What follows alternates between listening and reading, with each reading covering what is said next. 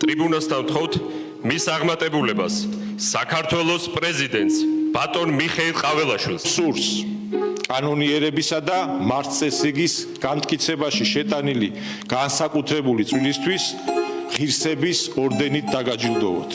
ძალადობრივი რეჟიმის უკლებლივ ყველა მსახური, რომელიც ამერიკისა და დიდი ბრიტანეთის მიერ არის დასანქცირებული, ახლა ღირსების ორდენის მფლობელია. უღირსობა რომ ღონისძიება იყოს, ზუსტად დაჯილდოების ეს ღონისძიება იქნებოდა. პოლიციის პოლკოვნიკ ზვიად ხარაზიშვილს, მილელი ლაგაზაურს. გადმოსებული ღირსების ორდენებს თითოეული ჩვენთაგანი მთელი ცხოვრება ღირსეულად ვატარებთ. დიდი მადლობა ყურადღებისთვის. აშკარად უცნაური წარმოდგენა აქვს ვახტანგ გომელაურს ღირსებაზე, საკუთარი მოქალაქეების ცემაზე, დასახიჩრებაზე და წამებაზე ბრძანების გამცემი და პასუხისმგებელი, აწუღო ვიცე-პრემიერად დაწინაურებული გომელაურის ღირსების თუ უღირსობის საკითხს ისტორია განსჯის და პრეზიდენტად წოდებული ყაველაშვილის მიერ გაცემული ორდენი ამაზე გავლენას ნამდვილად ვერ მოახდენს. რეჟიმის მსახური მოძალადეების დაჯილდოების ეს ცერემონია იმ სპექტაკლის ნაწილია, რომლის თამაში ქართულმა ოცნებამ იმ დღიდან დაიწყო, როცა სანქციების პირველი ტალღა დაიწყო. სპექტაკლის სახელწოდებით სისუსტე არ შეგვეტყოს, თუმცა მათი ჭირი კარგახანია თავს ვეღარ მალავს. ამიტომ ვერ მოვერევია. ამიტომ ვერ მოვერევია. დები ერთი ხოხობი ალას ანზე რომ შეიფრთხილებს. ხოხობი ვერა, მაგრამ სასამართლო კლანის წევრებად მიჩნეული მოსამართლეები პირველი მერცხლები აღმოჩნდნენ. მიხეილ ჩინჩალაძეს, ლევან ურუსიძეს, ირაკლი შენგელიას და ვალერიან ცერცვაძეს სავიზო სანქციები ამერიკამ მნიშვნელოვან კორუფციულ საქმიანობაში მათი ჩართულობის გამო დაუწესა. მათ მალევე წამოეწიათ ივანიშვილის ყოფილი მთავარი პროკურორი და ამავდროულად ოჯახის ახლობელი ოთარ ფარცხალაძე, რომელიც გვარის გადაკეთების შემდეგ ახლა უკვე რომანოვია და რუსეთის მოქალაქეა. სახელმწიფო დეპარტამენტის ცნობით ფარცხალაძეს სანქციები საქართველოზე რუსეთის მანკიერის ზეგავლენის საპასუხოდ დაუწესდა. ასე მიუახლოვდა ნელ-ნელა სანქციები თავად ბიძინა ივანიშვილს, თუმცა მანამდე იყო რამდენიმე გამაფრთხილებელი სიგნალი. 2024 წლის ივნისში ამერიკამ სავიზო აკრძალვა დაუწესა საქართველოს 30-მდე მოქალაქეს. კონკრეტული გვარები არ დასახელებულა, თუმცა ვიცით, რომ მათ შორის არიან ქართული ოცნების წევრები, პარლამენტარები, სამართალდამცავები, კერძო პირები. ამავე წლის სექტემბერში დემოკრატიისთვის ძირის გამოთვლის მიზეზის ციას კიდევ 60-ზე მეტი ადამიანი დაემატა. შეზღუდვები შეეხოთ მათ ოჯახის წევრებსაც. იმავე დღეს მაგნიცკის სიაში შეიყვანეს განსაკუთრებულ დავალებათა დეპარტამენტის უფროსი ზვიად ხარაზიშვილი და მისი მოადგილე მილერი ლაგაზაური. 12 დეკემბერს სახელმწიფო დეპარტამენტმა მორიგის სავიზო შეზღუდვები გამოაცხადა საქართველოს 20-მდე მოქალაქისთვის. დეპარტამენტმა განაცხადა, რომ ქართულმა ოცნებამ ზურგი აქცია საქართველოს ევროატლანტიკურ მომავალს. 15 დეკემბერს ლიეტუვამ პერსონალური სანქციები დაუწესა 17 ადამიანს, ოცნების წარმომადგენლებს და მათთან დაახლოებულ პირებს. ასევე ესტონეთმა დამატებითი პერსონალური სანქციები დაუწესა საქართველოს ხელისუფლების 14 თანამდებობის პირს, მათ შორის ირაკლი კოპახიძეს. მანამდე კი 2 დეკემბერს ლიეტუვამ, ესტონეთმა და ლატვიამ სავიზო სანქციები დაუწესეს 11 პირს, ბიძინა ივანიშვილსა და შინაგან საქმეთა სამინისტროს 10 მაღალჩინოსანს. ბალტიის 3 ქვეყანა შეთანხმდა ეროვნული სანქციები დავუწესოთ მათ, ვინც საქართველოში ლეგიტიმურ პროტესტს ახშობს, დემოკრატიის მოწინააღმდეგეებსა და ადამიანის უფლებათა დარღვევებს ჩვენს ქვეყანაში არ მივესალმებით. 19 ადამიანს დაუწესა სანქციები უკრაინამ, საქართველოს 9 მოქალაქეს, რომლებიც პასუხისმგებლები არიან აქციის მონაწილეებსა და ოპოზიციის მიმართ ძალადობაზე გერმანიამ ქვეყანაში შესვლა აუკრძალა. ხარებას, სირაძეს და კეზევაძეს სანქციები დაუწესა ჩეხეთმაც. 19 დეკემბერში შინაგან საქმეთა მინისტრ ვახტანგ გომელაურს და მის რამდენიმე თანამშრომელს სანქციები დაუწესა დიდი ბრიტანეთისა და ჩრდილოეთ ირლანდიის გაერთიანებულმა სამეფომ. გომელაურის გარდა ამ სიაში იყვნენ ალექსანდრე დარახველიძე, სულხან თამაზაშვილი, ზვიად ხარაზიშვილი და მილერი ლაგაზაური. ყველა ეს ადამიანი ახლა ღირსების ორდენის მფლობელია. ძლიერი ქართული პოლიცია, ძლიერი და სუვერენული სახელმწიფოს სიმბოლოა. დიდი ბრიტანეთის განმარტებით სანქციების საფუძველი მშვიდობიან დემონსტრანტებზე და ჟურნალისტებზე ძალადობრივი თავდასხმები გახდა. 19 დეკემბერს გამოცხადდა ამერიკის სახაზინო დეპარტამენტის გადაწყვეტილება, რომლის მიხედვითაც ვახტანგ გომელაური და მირზა კეზევაძე მაგნიცკის სიაში შეიყვანეს. მანამდე ამავე წლის სექტემბერში ამ სიაში ჩაეწერდნენ ხარება და მისი მოადგილე ლაგაზაური და დადგა 27 დეკემბერიც. ამ დღეს შეერთებული შტატების სახაზინო დეპარტამენტმა დაასანქცირა ოლიგარქი ბიძინა ივანიშვილი. ამ დღიდან მოყოლებული პროპაგანდას არ შეუწყვეტია საუბარი იმის შესახებ, რომ სანქციები ივანიშვილს ვერაფერს დააკლებს, რომ ყველაფერი კარგად არის, რომ მათი პატრონი მხოლოდ ძალას ასხივებს. მოლაპარაკე თავებისთვის კი მოიფიქრეს ნარატივი, რომ ამერიკამ ივანიშვილის სამშობლოს სიყვარულის გამო დაასანქცირა. ეს სანქცია ივანიშვილის არის გონზე მოსასვლელი, გამომაფხიზლებელი ამერიკული სანქცია, რომელიც ნიშნავს, რომ შემდგომი ნაბიჯი იქნება ბიზნესების დასანქცირება. შემდგომი ნაბიჯი იქნება ოჯახის წევრების დასანქცირება, რომელიც ირიბად ფაქტობრივად მთელი მისი კომპანიების დასანქცირებას ნიშნავს. ნუ გვავიწყდება, რომ ბიზნესმენში 7 მილიარდ ნახევრიანი ქონება ბლუმბერგით მისი უდიდესი ნაწილი ნახევარზე მეტი განთავსებულია დასავლურ კომპანიებში. ყველა ასე ვთქვათ დასავლურ კომპანიაში ჩვეულებრივად აქციებს ვინც ანთავსებს და ამით შეუვლობს პულს. ეს არის Google, Facebook, Coca-Cola, Pepsi-Cola იქნება Boeing თუ ყველა კომპანია Nvidia ამ მიკროჩიპებს ვინც უშუალოდ ანუ ტექნოლოგიური და სამრეწველო გიგანტები აქ განთავსებული ამ აქციები მისგან მიღებული შემოსავალი სადაც აიღოს ბიზნეს აივანიშვილმა თუ მისი კომპანიებიც დასანქცირდება თუ დოლარში მას ტრანზაქციები აეგზავნება და ევროში რომც გაყიდოს სადაც გადაერიცხოს ფული უზარმაზარი პრობლემა შეექმნება გარდა იმისა რომ დანარჩენი ასე ვთქვათ რაღაც ნახატებშია 1 მილიარდი განთავსებული კაცმა არის ნიუ-იორკიდან და ლონდონიდან გამოიტანა ეს ნახატები არანაირ არის თბილისში ქართულ სარდაფში ვერ შეინახავდა ვინაიდან მასის ტემპერატურული რეჟიმი ჭირდება და სხვა ტიპის. სადღაც გადამავლულია ან დუბაიში, ან შეიძლება შვეიცარიაში, ან სადღაც და მე უძრავი ქონება. უძრავი ქონება მას საფრანგეთში ვიღაც გრაფების და მამულები იყიდა და აგერ საქართველოში რაც კი რაიმე უძრავი ქონება აქვს მას ყველაფერი ოფშორებიდან არის. ყველაფერი გაფორმებულია ასე ვთქვათ ბრიტანეთის იურისდიქციაში მყოფ ოფშორულ კომპანიებზე და სწორედ აი ამ ოფშორული კომპანიის ქაღალდზე მოწერა უნდა და შექმნა ცოლისა და შვილის სახელზე ახალი კომპანიები და ამით ფაქტობრივად უნდა გამოიქცეს ოფშორიდან. შეშინებული ოლიგარქი ოფშორებიდან თავქვთ მოგლეჯილი გარბის. თურმე სანქციები ვერაფერს აკლებს, მაგრამ მაინც დასანქცირებიდან რამდენიმე დღეში 31 დეკემბერს ივანიშვილების ოჯახმა საკუთარი კომპანიების ოფშორული ზონებიდან საქართველოში გადმოტანა დაიწყო. როგორც კი სანქციები დაედო, ფაქტობრივად 2 დღეში დაიწყო აქტივების საქართველოში გადმოტანა. ამიტომ ის რომ სულ ერთია და უწესებენ თუ არა სანქციებს, აქედანვე ჩანს, რომ სულ ერთი არ არის. მისთვის ხელსაყრელი რომ ყოფილიყო ამ აქტივების საქართველოში გადმოტანა, არ დაელოდებოდა დასანქცირებას. ამას ისედაც გააკეთებდა და 27 დეკემბერს გახდა ცნობილი, რომ ამერიკის შეერთებული შტატებმა დაასანქცირა. 28-29 შაბათ-კვირა იყო და უკვე 30-დან, აი მეორე დღესვე შეიძლება ითქვას, როგორც სანქციები გაიგო, დაიწყო აქტივების გადმოტანა. Ну, ეს კეთება, იმიტომ რომ ის მისი კომპანიები არ არის დასანქცირებული და ამიტომ ეს აძლევს მას საშუალებას საერთაშორისო ოპერაციები გააკეთოს. თუმცა, როგორც ჩანს, მოლოდინი აქვს, რომ შეიძლება მის კომპანიებზეც გავრცელდეს სანქციები და ამიტომ არ უნდა რომ ეს კომპანიები საქართველოს გარეთ იყოს, თუნდაც ფორმალურად რეგისტრირებული, რომ აი ამ სანქციები მაქსიმალურად თავიდან აიცილოს. ხო, ამისთვის მან საქართველოს პარლამენტს გასული წლის მაისში მიაღებია ცვლილებების საგადასახადო კოდექსში, რასაც ოფშორული კანონს ვეძახით და ეს იყო სწორედ ამის მიზანი, რასაც ეხლა იყენებს ბიძინა ივანიშვილი, რომ გადასახადებს არიხთის ამ ოპერაციების განხორციელების დროს, იმიტომ რომ აქ საუბარია ასობით მილიონ დოლარზე და შეიძლება მილიარდზეც მეტზეც კი. 2024 წლის 31 დეკემბრიდან 2025 წლის 20 იანვრამდე ბიძინა ივანიშვილმა მისმა მეუღლემ ეკატერინე ხვედელიძემ და შვილმა უტა ივანიშვილმა 4 ახალი სააქციო საზოგადოება დაარეგისტრირეს და ამ კომპანიებზე იმ ქართული კომპანიების გადაფორმება დაიწყეს, რომლებსაც მანამდე ოფშორული კომპანიების გავლით ფლობდნენ. 29 იანვრის მდგომარეობით ბიძინა ივანიშვილმა და მისმა უფროსმა შვილმა უტა ივანიშვილმა 4 ოფშორული კომპანიიდან სრულად გადმოიტანეს კომპანიების საქართველოში. ჯამში ამ კომპანიების განთავსებული კაპიტალი 163 მილიონ ლარზე მეტია. ასე ფართხალებს ახლა მახეში გაბმული ხარბი ოლიგარქი თავის გადასარჩენად, თუმცა საკითხავია ამ ფართხალით თავს შველის თუ უფრო მეტად ებმება ხაფანგში. ჭადრაკში არის ასე ცნება ცუქცვანგი. ყოველი სვლა აუარესებს მდგომარეობას. ბიძინა ივანიშვილის ყოველი ნაბიჯი აუარესებს მის მდგომარეობას და მიაქანებს ამ ადამიანს მარცხისაკენ. ვინაიდან იგივე გადაწყვეტილება ხდება ევროსაბჭოს დატოვებისა, რომლის პრეცედენტი არსებობს, ჟირინოვსკი გვახსოვს. ზუსტად ჟირინოვსკის სიტყვები გაიმეორა აგერ თეატროლოგიანმა, როდესაც ხმის უფლება შეუწყვეტეს და თქვეს, რომ ტოვებთ ახლა ჩვენ და არ მივიღებთ მონაწილეობას და მეორეჯერ 2022-ში დატოვა რუსეთმა.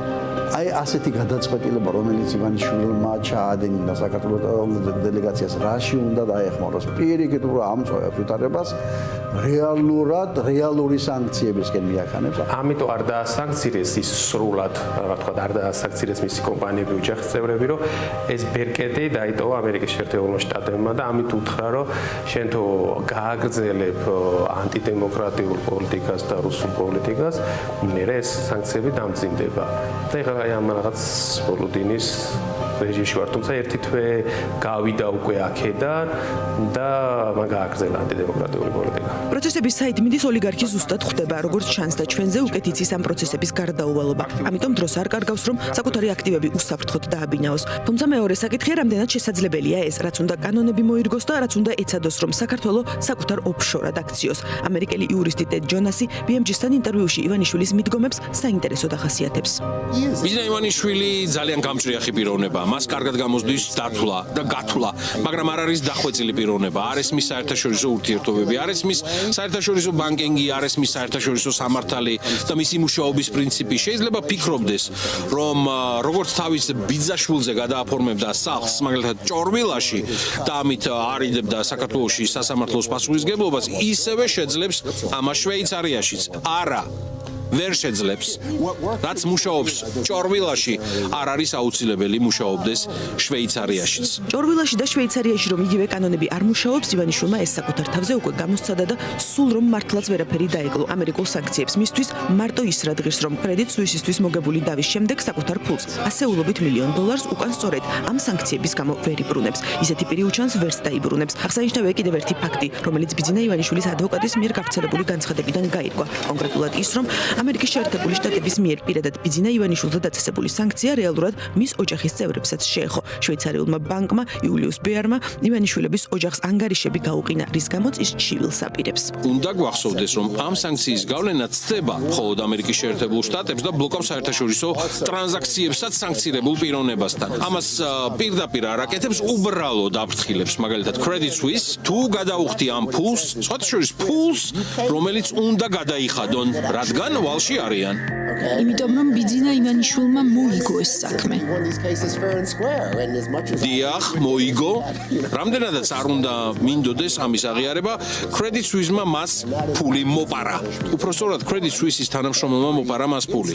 სწორედ ამიტომ ბიძინა ივანიშვილმა სასამართლოს ყველა ინსტანცია მოიგო, მაგრამ სანქცია, რომელიც ახლა ძალაშია, ბლოკავს მას ამ ფულის მიღებისგან. ისეთი პირი უჩანს დასავლეთი ივანიშვილს კიდევ ბევრი რამისგან დაბლოკავს, თუმცა საქართველოში მოიწყო საკუთარი ოფშორი. ისედაც ხომ მთელი ქვეყანა საკუთარი კომპანია გონია უკვე დიდი ხანია. წინდახედული კი აღმოჩნდა, სწორედ ამ დღისთვის მიაღებინა საკუთარი მარიონეტებისაგან დაკომპლექტებულ პარლამენტს ეგრეთ წოდებული ოფშორების კანონი. 75/9 წინააღმდეგი კანონ პროექტი მე-15 მიიღო. კანონის მიხედვით მას ამ სქემის ამუშავება 2028 წლამდე შეეძლო, თუმცა ნაადრევად დასჭირდა. დღემდე ქონების გადასახადს იხდიდა ამ ასე ვთქვათ უძრავი ქონებისა, უკვე ხვალიდან 2030 წლამდე ქონების გადასახადს არ გადაიხდის, არც მოგებას, არც შემოსავლოს ამ კომპანიების გადმოტანის, ასე ვთქვათ, იმპორტის გადასახადს არ გადაიხდის, არ გადაიხდის საზღვარზე დღეგეს, რომელიც იმპორტირებისას ხდება. რა თქმა უნდა, ეს ყველაფერი კეთდება იმისთვის, რომ თავი გადაირჩინოს. და 2028 წლამდე ასე ჩაიწერა კანონში შეეძლო ივანიშვილს ამ სქემის ამუშავება, მაგრამ 2028 წელს კი არა, აი აგერ რამდენიმე თვეში მოუწია ამ სქემის გამოყენება და ხედავთ როგორ აფუძნებს იგი საქართველოში რაღაც კომპანიებს, სადაც მე გადმოწერა ხდება ქაღალდზე ოფშორული აქტივებისა, ანუ თავქუდმოგლეჯილი გამორბის 2028, იმიტომ ჩაწერა კანონში, რომ სადაც მიადგებოდნენ რომელი რაღაც ოფშორში იქ ვერჯინის კუნძულები იქნებოდა, პანამა იქნებოდა, სადღაც გაუჭირდებოდა იმას გამოიტანს. ეხლა ყველგან გაუჭირდა, ვინაიდან ბრიტანული სანქციები თუ კი მას სრული სანქციები, მათ შორის ბიზნეს და ოჯახზე გავრცელდა, ბუნებრივია, რომ მას არ უტოვებს უკვე შესაძლებლობას სწრაფად ამ აქტივების გამოტანისა და უკვე ასე თქვათ, აი სასწრაფოდ რაღაცებს აკეთებს და ვერც კი მალავს. აგერ საჯარო რეჟიმში და დაარეგისტრირებს და ყველა ხედავთ თუ რა მაქინაციებს და რა ოპერაციებს ჩადის. ამ მაქინაციებით და ფართხალით ივანიშვილი კი წვალობს და საკუთარი თავისა და ფინანსების გადარჩენას რაიმე ფორმით მაინც შეეცდება, მაგრამ რა ეშველება იმ ბიზნესებს, რომელიც მასთან არის შეზრდილი და მის რუსულ პოლიტიკას ხელს უწყობს და აფინანსებს ირიბი თუ პირდაპირ გზით. შეგიძლია თუ არა დაასანქცირო ბიზნესმენი, ვისაც ქართული ოცნების მთავრობა უყვარს? ალბათ არა. ეს მათი პოლიტიკური შეხედულებაა. შეგიძლია თუ არა დაასანქცირო ბიზნესი, რომელიც პირდაპირ და სრულად არის ინტეგრირებული მთავრობის რუსულ პროპაგანდასა და რეპრესიებში? დიახ. და მე რომ ირაკლი რუხაძე ვიყო, ამის დღეს ძალიან შემეშინდებოდა. ბიზნესმენების ამ სიაში მე თუ მკითხავთ, ყველაზე აშკარა სამიზნე სწორედ ირაკლი რუხაძეა. მისი ინტეგრალური როლი ჩანს იმედის ფლობაში, პროპაგანდის წარმოებაში და ამერიკული კანონის მიხედვით რუსული საგარეო პოლიტიკის გაძლიერებაში. ამას აკეთებს სწორედ ირაკლი რუხაძე იმედის მეშვეობით და ამის გამო ის შეიძლება დასანქცირდეს. ფხაკაძეების ვისოლ ჯგუფი, მათ ბევრი აქვთ გაკეთებული ამ მთავრობის მხარდასაჭერად. იმ განცხადებებით, რაც ყველას გვახსოვს და ბიზნესის დიდი წილი ამერიკულ ბრენდებზე მოდის, Wendy's-ი, Dunkin' Donuts-ით გამდიდრდნენ და დღეს მხარს უჭერენ ამერიკის წინააღმდეგ განწყობილ მთავრობას. ჩემი აზრით ეს ამაძრზენია. სანქციებმა კი არ უნდა აიძულოს. მაგალითად, სოსო ფხაკაძე გააკრიტიკოს ხელისუფლება. მისმა მორალმა უნდა აიძულოს გააკეთოს ეს. როგორც ქართველს უნდა უნდოდეს ამ ქვეყნის განვითარება. ყველას გვესმის, რომ ამ ქვეყნის განვითარება დასავლეთთან მჭიდრო კონტაქტსაა მიბმული და არა რუსეთთან მჭიდრო კონტაქტს. ოფშორებიდან გამოქცეული ოლიგარქის მარიონეტებმა ახლა ემირატებში სიარულს მოუხშირეს. გარდა იმისა, რომ ევროკომისიის ინიციატივითა და ევროკავშირის საბჭოს გადაწყვეტილებით ქართველ დიპლომატებს და ოფიციალურ პირებს ევროპაში უვიზო მიმოსვლის უფლება შეუჩერდათ და დუბაის გარდა ვეღარსად დადიან, იქ საქმეებია მოსაგვარებელი. პატრონის ქონება არის დასაბინავებელი და ამის შესანიღბად მერერა თუ ფანტასტიკის სფეროდან მოიგონებენ ამბავს. აბსოლუტურად არარეალი ისტორია, ზღაპარია 6 მილიარდი ინვესტიცია ბინათლ შენებლობაში. ანუ კორპუსები უნდა ააშენონ და გაყიდონ, ისაა გამოდენებული. მაშინ გამოდის, რომ გონიოში და თბილისში და აგერ რუსთავის გზაზე ამ არაბული დასახლებები უნდა აშენდეს. წარმოუდგენელია მაშინ ვინ უნდა იყიდოს. ჯერ 6 მილიარდიანი ინვესტიციის განხორციელებას უნდა 20-30 წელიწადი. შეიძლება ორი კორპუსი ჩადგან იქით და აქეთ. ყველაზე დიდი შენობა რაც ერთი კორპუსი ღირს და ისიც არაბული პულით არის აშენებული, ეს არის ბილტმორის შენობა, აგერ რუსთაველზე დაახლოებით 50-60 მილიონი დოლარი ღირს. რამდა 10 ბილტმორი ასეთი არ არსებობს საქართველოში. მაღალი შენობები არის ბათუმში და თბილისში არ არსებობს. მსგავსი 10 რომ აშენდეს, ეს არის 500-600 მილიონი. 100 ბილტმორის ოდენა, ასე ვთქვათ, შენობა უნდა აშენდეს, ეს ნიუ-იორკის მანჰეტენია.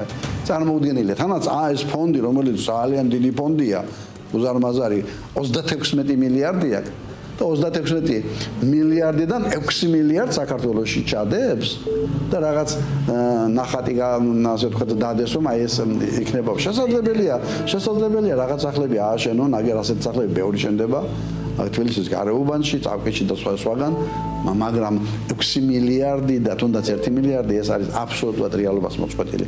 დუბაიში აი ამ კავშირის აღდგენა ნიშნავს ივანიშვილის აი ამ ოფშორული ფულის გადამალვისთვის რაღაც ასე ვთქვათ გარემოს შექმნას და ეს არის პროპაგანდისტული ჯერ ერთი თავისთავად დუბაისთან აი ამ ვიზიტების ასე გაშუქება და მეორე რიცხვ ივანიშვილი ეძებს გასაქცევ ადგილებს ანგარიშებისად გახსნას, თავის ნახატებისად გადაეტანოს და ასე შემდეგ. ივანიშვილის ფული კი წყალს წაუღია ან თუნდაც ემირატების ქვიშას, მაგრამ ყველაფერი რაც მის გარშემო ხდება, გვინდა თუ არა ქვეყნის ბედზე, ეკონომიკაზე და უბრალო ადამიანებზე აისახება. სანამ ივანიშვილი ასეულობით მილიონისა და მილიარდების გადამალვას ცდილობს, მანამდე შექმნილი ეკონომიკური პირობების გამო მოქალაქე კიდევ უფრო მეტად ღარიბდება და მომავალი იმაზე უარეს მდგომარეობას უქადის, ვიდრე ახლა არის. ბიძინა ივანიშვილის დასანქცირებით ქვეყნისათვის მიყენებული ზიანი არის მნიშვნელოვნად ნაკლები, ვიდრე ის წარმოუდგენელი ზიანი, რაც ქვეყანას მომავლოდ მიადგება საერთაშორისო პოლიტიკურ და ეკონომიკურ და ფინანსური იზოლაციის შედეგად, რომელსაც მოყვება ინვესტიციების გაქცევა და ინვესტიციური შიმშილი, ინვესტიციების არ შემოსვლა და ფაქტობრივად ფუნდამენტური ეკონომიკური დასავლურის ფაქტორის გაქრობა. დღეს რომ თავს იწონებენ ამ 3 წლის განმავლობაში ორნიშნასთან მიახლოებული ეკონომიკური ზრდით, ეს არის სისხლიანი ზრდა. უკრაინელი ადამიანების სისხლის ფასად. უკრაინაში რუსეთის აგრესიის ფასად. როდესაც საქართველო, სომხეთი, სამწუხაროდ თურქეთი, არაბთა გაერთიანებული ემირატები, ყაზახეთი, ყირგიზეთი და ასე შემდეგ რუსეთს ეხმარებიან გადარჩენაში. ისე მოხდა, რომ უფასო ფულის დაპირებით მოსული ოლიგარქის საზრუნავი ახლა მხოლოდ საკუთარი ფულია, რომელსაც საკმაოდ დიდი ფასი აქვს. ზოგადად მილიარდიანი დაპირებები უყვარს ივანიშვილს. სოფლის მეურნეობის აღორძინებაში, რომ მილიარდი უნდა ჩაედო და თითო სოფელს 5 მილიონი უნდა შეხვედრო და ეგ დაპირება ხომ ყველას გახსოვთ. აი ახლა ბიძინა ივანიშვილი ჩადებს მილიარდს სოფლის მეურნეობის აღორძინებაში. თითო სოფელს საქართველოში ერგება 5 მილიონი. ამის ნაცვლად მისი ქმედებების შედეგად ის პროექტებიც გაჩნდა აჩერდა, რომლითაც ამერიკა ბევრ სხვა სფეროსთან ერთად სოფლის მეურნეობის განვითარებას აფინანსებდა. სამაგიეროდ ახალი მილიარდიანი დაპირება გამოიგონეს, რომლის მიხედვითაც არაბულმა კომპანიამ აქ 6 მილიარდი უნდა დახარჯოს. აგოგუნებული ქარხნების, ანაკლიის პორტის, ქუთაისის ელექტრომობილების ქარხნის, აღორძინებული წყალტუბოს, თბილისის ცენტრალური პარკის, შემოვლითი რკინიგზის და სხვა უამრავი შეუსრულებელი პროექტის შემდეგ ახლა ახალ 6 მილიარდს ველოდებით და ნამდვილად უსაზღვროა ლოდინი თითქმის ყველა იმ დაპირების მიმართ, რომელიც ივანიშვილს ოდესმე გაუწია ამ ქვეყანაში. მართლა ძალიან მაგარია, მეგობრებო, ძალიან მიხარია, თქვენს გიზიარებთ ამ სიხარულს. მე პატარა ტრიუკი გავაკეთე, სხვადასხვა ეს მოფიქრებული ქონდა და მეგონა თუ მარტივი გასაგები იყო, მაგრამ ძალიან ბევრი შემეკითხა და როგორც ჩანს ვერ გაიგეს.